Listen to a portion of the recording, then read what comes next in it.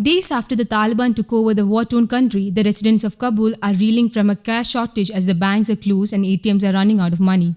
Most of the ATMs are running out of money in the capital city, and people have to wait for hours for the money in recent days, reported the Washington Post. Earlier on Wednesday morning, the Taliban ordered the banks to reopen, but the residents said that most of the bank doors remain closed. The long queues were formed outside the banks, but the residents were not sure whether the bank doors were actually opened or just ATM service was available. Zabihullah Mujahid, the Taliban spokesman, on Tuesday said that they will stop Afghan national carrying dollars out of Afghanistan and seize the bills. The uncertainties among the residents of Kabul have been heightened because of the rising prices, shuttered businesses, and shortage of cash. A resident over the rising price of basic goods like flour and rice said she was worried. "We need a daily routine to be revived soon. Otherwise, there will be more serious concerns."